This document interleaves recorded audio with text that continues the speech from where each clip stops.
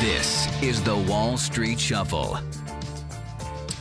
Still no word from Washington on the result of the great debt debate, nor do I expect there to be. But there is, shall we say, discomfort in the hallways of Congress right now. They're just not playing nice in the sandbox. We've got Republicans yelling at Republicans. We've got Boehner yelling at the Tea Party. We've got Democrats sitting back and saying it's all the Republicans' fault. An unbelievable shambles, and these people are supposed to be the best of the best we have in this country. 535 of the best citizens that America has. Bullcrap. Sorry.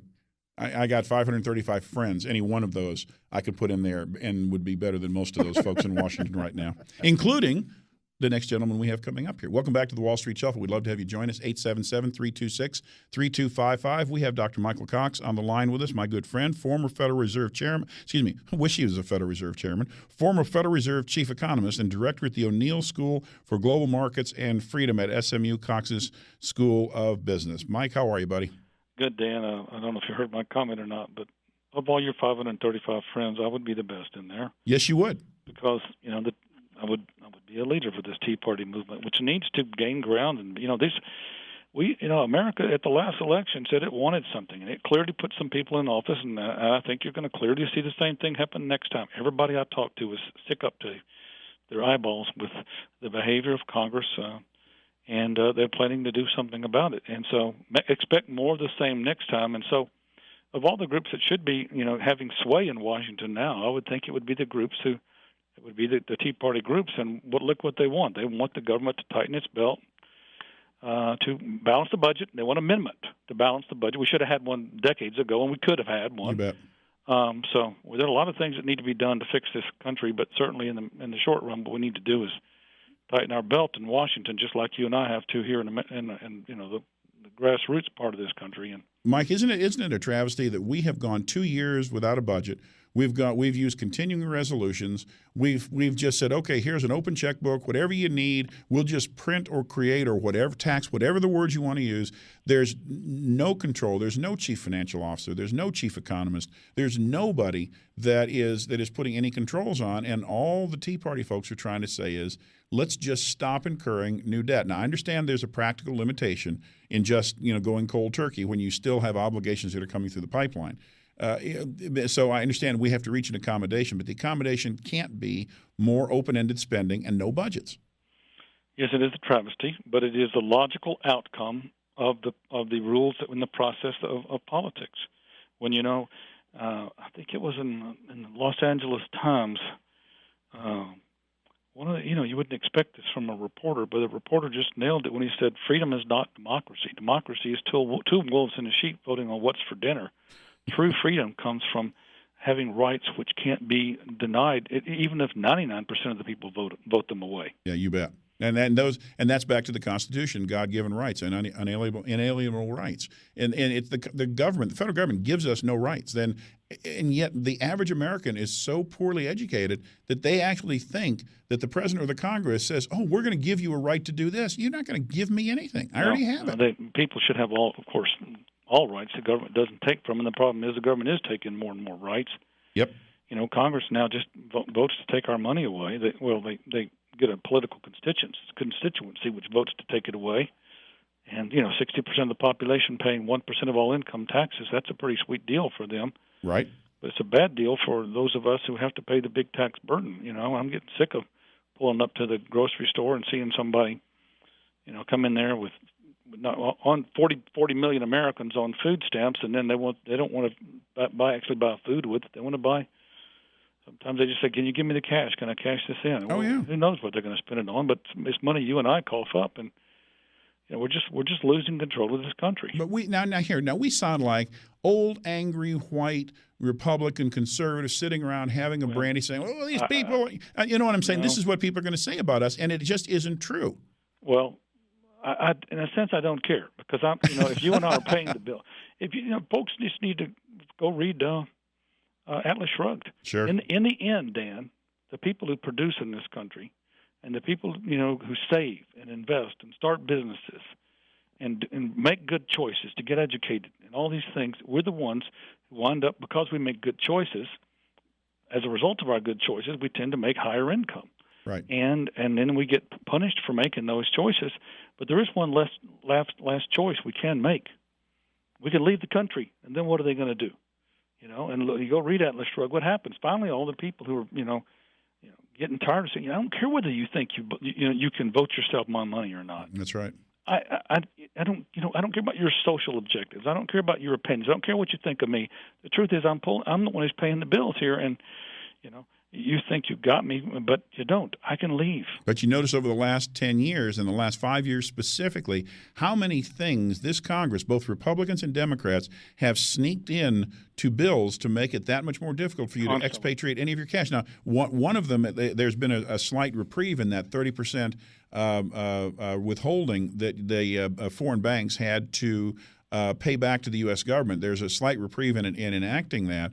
But the U.S. government's saying, if you want to give up your citizenship, we're still going to tax you as an American for 10 more years. I'd like to see them do that. If I take my assets and of course the other, how do you get the assets out of the country? Well, I don't. For people who have children, it's particularly difficult because then if you try to transfer your assets back to your children, all of a sudden they're back under this tax scheme again. You bet. There's some states in America now. I don't know. I went to the West Coast and gave 3 speeches last week in Portland, Sacramento, and in Seattle. When I got to Portland, I discovered that the government of Oregon has enacted a new law which says that if you die with more than $1 million, that the state can come in and tax the states over $1 million. And so, really? I mean, it's not just at the federal level. It's at the state level too. In some cases, you just have to leave a state in order to be able to keep your own money, not just income taxes, but now inheritance taxes. Of course, we have some freedom to do that within the 50 states, and Sure. so that disciplining mechanism will keep it from becoming too onerous. But we don't have that at the national level. You have to leave the entire country and go find another place to live. And I sometimes wonder what that'd feel like. Just go over there and say, okay, just look back at America and say, and watch it just go into decline. Oh, I know everybody sits around in the evening every now and then, and they will say that. What would it be like to look back and watch as Jim Rogers was way out in front of the power curve, moving his family over to, well, not quite to China, but close to China in Hong Kong, learning Mandarin Chinese, and saying, look, the U.S. isn't my home anymore. It's in my heart. But the U.S. is more of a totalitarian and a fascist nation than fascist nations are. And it's a socialist democratic state. In other words, we got to this state through democracy, through not having a strong enough constitution, which literally means the things that you stand for, the truths you believe to hold to be self-evident, Yep. Such as the right to life, liberty, and the pursuit of happiness, without having people, every time you get a little happiness, try to take half of it back from you. So it's the logical extension of democracy. And that may sound like heresy to people, but let me tell you, it used to be folks that come up to you with a gun and say, give me your money. Now, through democracy, they come up to me and say, give me your money. I voted for it. I don't need a gun. I voted for your money. Yeah, you bet. Isn't that ridiculous? I voted for your money. You do a lot of work with SMU. You're the director of the O'Neill Center for Global Markets and Freedom, and I love that, and freedom at SMU's Cox School of Business. Mike, you do a lot of outreach to a lot of people, and your voice and your opinions matter to people. They matter to our audience. They matter to me. What would you, if you had our entire audience in front of you right now and you were talking to them, what would you tell them to do in the face of this Congress and this president and our financial situation? What would you tell them to do right now? To quit being complacent, or apathetic. They've even gone beyond that. Because if you look at the Tytler cycle for the rise and fall of nations, Alexander Fraser Tytler identified a sequence that nations go through from rise to fall, right? And so it begins with people who are in bondage, and then they get to faith, and then they're just living terribly. Like in the Soviet Union, when I was there in 1991, I witnessed these people with absolutely horrible living standards, but they were getting together. They were like going to church inside their houses, which they weren't supposed to do. They were worshiping. They were getting together the courage to do something about it. Then they had a revolution. Right. The revolution brought liberty. The liberty brought people finally having self-determination, could go out and get a job and get paid, not having it be taken away from them, and make their own lot in life. And so they went from liberty to abundance, and that's happening in China now. But they went from abundance. Once you stay in abundance long enough, and people start getting the tax and transfer system going, and so on, people start to forget where stuff comes from. It just seems like it's coming from the sky every day. There's just stuff coming. I don't know. Government's got all the money. They don't understand government has nothing it doesn't take from other people. So if you stay in abundance long enough, then you go. The next step is is complacency, Yep. followed by apathy, followed by dependence, followed by back to bondage, where some of us are basically enslaved by the minority is enslaved by the majority who have voted themselves the money. So America is somewhere between complacency now and entitlement. So every one of those things is bad. What do? You get involved. Now, I think people need some energy in their tank to get involved, and they need direction, and they need to be convinced of the outcome of the rightness of their thinking, the correctness, I should say, of their thinking. So, they're getting energized by things that are going on. They're making them mad. If you want I would just say go slog through Atlas Shrugged. Read it. Yep. And you'll know it will change your life. You'll know you're doing the right thing. You'll know that what's happening in this country is wrong. You will know that you have to do something about it. And you might not want to read it late at night when you're trying to go to sleep because you'll be upset because it will tell you you're exactly on the right path. Yeah, and don't be intimidated when you look at the book. Atlas Shrugged is there. I say this tongue in cheek. There are no pictures. It's a very long book. It's a very heavy book. It's a thick book. But when you get into it, it is an amazing book, and it changes your life as you read it. And the fourth ranked today is the fourth most important book. Most read? Not most read. Most influential book. Still, even today, the fourth most influential book circulating on the markets today. And it wasn't written by a politician. It wasn't written by an economist. Who's it written by? Ayn Rand. Yeah, who, bet. Among other things, that was a part-time Hollywood actress. That's it. But she's a very staunch free market libertarian. Yep. Who came to America and found this to be a wonderful place, but saw what was happening to the country, and what the logical extension of our actions was. And she just wrote this, and she also wrote Fountainhead and another good book. But nothing compares, really, my judgment, with Atlas Shrugged. She's like the mother of not the father, but the mother of libertarian thought. You bet. Communication. We have Yaron Brook, Dr. Brook, on all the time here, and he is. He has the same voice that you do, and I think that people. I think that you're right, that people need to be convinced. That's why we do. You and I have had the pleasure of knowing each other for quite some time, and you were certainly instrumental in getting me started in all of this. The reason we do things like this is not always for the money. Sometimes it's to give that voice, give that support to people, saying you are doing the right thing, and you've got to get off your butts and do something and understand what the situation is. Understand that you can be an influence. One voice can be an influence. It's absolutely possible. True.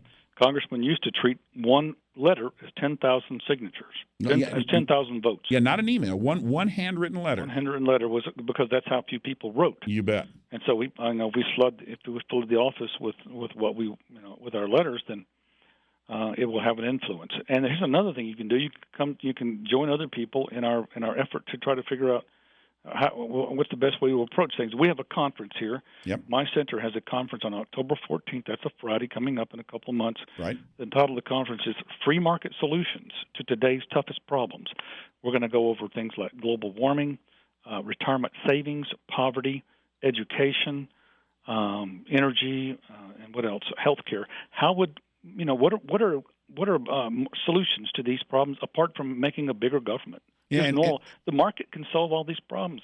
And one solution is not the Obamacare taking $500 billion out of Medicare and saying, "Oh, we fixed the situation." No, that's not a solution. That'll make things so much worse. Oh, absolutely. Let me. Shane has a number of callers that have called in. Let me just get a couple of questions real quick for you, Mike. Let's go. Let's take one right off the top, Shane. Okay. One of the callers wants to know if you agree with the Federal Reserve's current policy to devalue, or in his words, destroy the dollar.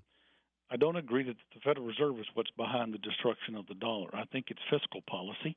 I think it has to do with the fact, among other things, that our corporate tax rate now is among the highest it is the highest of all OECD nations, and right. So it's moving jobs overshore. America's creating a lot of jobs now. It's just creating them outside this country, and so that's hurting our industry. That's hurting that fiscal policy. I think is the main culprit right now behind the decline in the dollar. In fact, if you plot the decline in the dollar back to exactly when it started most recently, it started in March of 2009 when the government started just spending, but not on things which were like infrastructure or would build investment in this nation, but just on clunkers and other junk. Those are bad government policies. And the main problem in this country right now is fiscal policy. Now, the dollar probably also is being driven down a little bit, at least, by monetary policy. But so I mean, I do agree with your caller that monetary policy figures in, but I wouldn't want to overlook the big culprit, and that's this absolutely insane government spending program and all the other and just unwillingness to stop pulling out the credit card. Yeah, it's awful easy to blame almost everybody in Washington and almost everybody in New York. People in Washington passed these dumb regulations. You've got the Federal Reserve, which really has made some pretty boneheaded moves in the past, and you've got American corporations who are saying, "Let me go ahead and offshore." And one of the most egregious examples is happening right now. Jeff Immelt, head of General Electric, is sitting on the president's council for job creation, and GE just says, "I'm moving my imaging facilities to China." Well, they should. The hell is this guy? Well, they should. No, come on. You can't. It's a system. You can't blame the people for responding to the incentive. No. I can blame that person not being the right guy to be on Obama's committee to create jobs. You can blame him for not speaking up enough to get the president to change his mind. But I don't think this president changes his mind. No. You know, he doesn't. He's here to tell us. He's more of a dictator. He's here to tell us how it's going to be rather than listen to us and represent the people. Yep. He's all about back on your caller's question one more time. Sure. The dollar will depreciate when people start to sell it. Why do people sell the dollar? They sell the dollar, but when they're selling other things that are dollar denominated, what would they be selling? They'd be selling our bonds. They'd be selling our things which they think are about to come into default. So a lot of these things are happening, like I said, because of fiscal policy, not monetary. What else? What's your other question? Okay, and Shane, we had one more question. They want to know: do you think that they're gonna raise the debt ceiling or not? They wanted to get your opinion on it. I think that they will. But I think this is a real mistake that they're making by taking it this too long. If you get too close to August 2nd, you get too close to a possible bad market event in stock markets, right? And if people start to sell around, say, a couple of days before markets, if there's just regular non-program trading, then the programs might kick in, and you could have a bad experience in stock markets. So I think it's a mistake for them to take this right up to August 1st or July 31st, but we're getting close. The 1st is Monday. Oh, yeah. So, I mean, this is really bad policy, but this is what government does.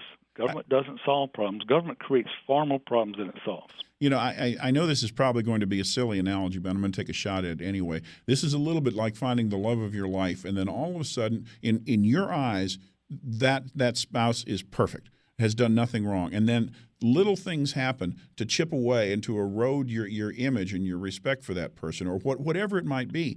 And those little chips never get replaced. You can never get back to 100%. When we go through this process, this isn't something that on August 3rd, after we've resolved it, we're going to go, oh, okay, it's no problem. We've shown our vulnerability. We've shown that we're willing to play brinksmanship with the country for the sake of some idiot's re-election year in 2012. It's my own personal job as a politician, not representing the country, but representing myself. We've shown our weakness, and you and I both know negotiating strategy. That's the one thing you don't want to do because you never get it back. But here's the thing: we don't think that we have to raise the debt ceiling in order to get out of this. You're right. Tell us about that. Thank you.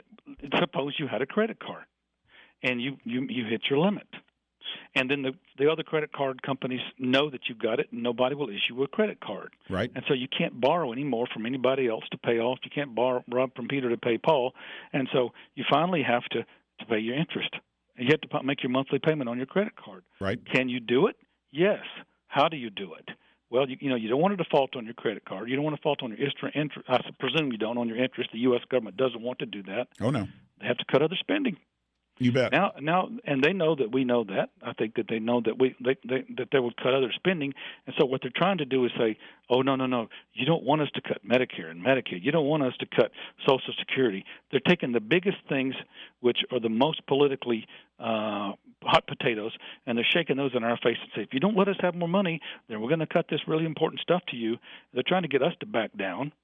and they're scaring people. They're playing scare tactics. Well, they're extorting us. Our own government is extorting its own people. I want you people to go to the internet and just put in the detailed budget of the United States government. Oh yeah. And if you download it, it's going to take several minutes just to download it. It's over 1,000 pages, and you will find all this incredible, massive garbage that the government is spending money on of these bridges to nowhere, managing wild burrows in the desert, thousands of stupid things that in each little part of the country would satisfy one particular politician's political constituency who stuffs money in their pocket so those people will get reelected. It's selling money. We're selling this country for votes.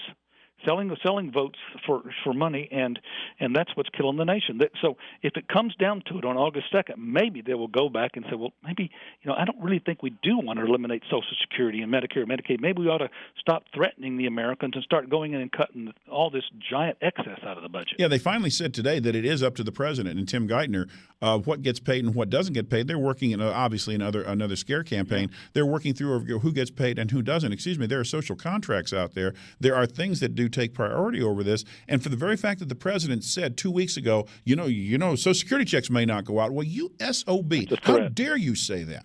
That's a political ploy. Well, it's moronic because even people that are on his side are going to go, well, now wait a minute, you're not supposed to be threatening people with that kind of. You are threatening the American people. Well, it's mismanagement of the country. Oh, but again, of the highest what do order. you expect from politicians? People have got to stop expecting good results from politicians because I'm hoping that this is finally getting them to the point where they realize politics has never been a game about helping the country. That's the only game that helps the country is free enterprise. Yep, that's right. And we need to put government back in its place. We need to devolve power from the federal government level to the states. Yep. So that when these people start behaving like this, we'll say, see ya. We'll just move to another state. That's what's happening at the national level. People are moving from New York. They're moving from California. And that's the way the Michigan. system was designed, Mike. It was designed to sit there and say, I can move, I can relocate. Yep. The problem we're having right now is the government is so big and so pervasive. If government were small, we wouldn't be having. We'd be saying to our congressman, we don't care what you do. For some reason, people have gotten to where they think one big federal government is a big thing, is a great thing. No, that's exactly wrong. A whole bunch of little governments which compete for the resources of this nation, people, the financial resources, and everything, that's what makes the country great. The United States, not a United States. I'm sorry, I said a United States rather than the United States. It was originally called a United States, 50 states which were not originally, but states which were united. But there wasn't this concept of everything was devolved down to the federal level, and so this gives people the ability to vote with their feet, and that's what disciplines government behavior. But when you can't leave the country, or it's very expensive to leave, or your heartstrings are tied to this country, the government can extract every bit of pound of flesh from you. You bet. And I think the best thing that we can do as of right now on a show like this is to give each one of our listeners the strength and the courage to say your voice matters, you matter, who you talk to matters, who you influence matters. If you just sit around and say, oh, it's terrible, well, then you're part of the problem. Get up and influence your community, influence your school board, influence their parents that you hang out with, influence anybody that you can influence, and let them know, help them become better educated, help them come to events like yours, listen to this show, read. I mean, just good heavens, folks, the lines that you're taking from politicians right now, where they pretend to be our friends and be doing things on our behalf, is beyond me. Why people sit back and say, well, I trust this politician or I trust this one. No, it's big government that is your enemy. It's not a particular politician. It's big government, and you said it so well. You don't like what's going on in Texas, you move to Oklahoma. That's what it's always about. You don't like what's happening in Washington, they're a small part of our world. Just ignore them as long as they're keeping us safe. And somehow we lost sight of that many, many years ago. Well, it was going the right direction with Reagan. He cut back on the federal government, but we just went back. The pendulum swung way back, and it's now about as bad as I've ever seen it. And people are, so angry they're actually asking me, well, where do I move to? You bet. So, I mean, it's America's at the brink, I think, right now. And I really, I tell you what, this next election, November of 2000, what would that be, 2012? Yep. November 2012 is a defining moment in America. If we don't get people out of there who have behaved this way, I mean across the board, and replace them with folks who respond to us and give them those messages, you better listen to us. We're sick of you ignoring us. If we don't do that, it's game over. And Mike, it isn't just getting your party in position. I will tell you, to this day, one of the most offensive politicians to me is Trent Lott. And when Trent Lott, the Republican, said, "Don't worry about these Tea Partiers. When we get them to Washington, we'll be able to coerce them and co-opt them." Horrible. Well, you are the filth of the Senate, and I'll say that over and over. So it's not a matter of Democrat and Republican. It's a matter of somebody who believes in smaller government and will do what they say and be responsive to the people that put them there. This is not an issue of people. It's not an issue of parties.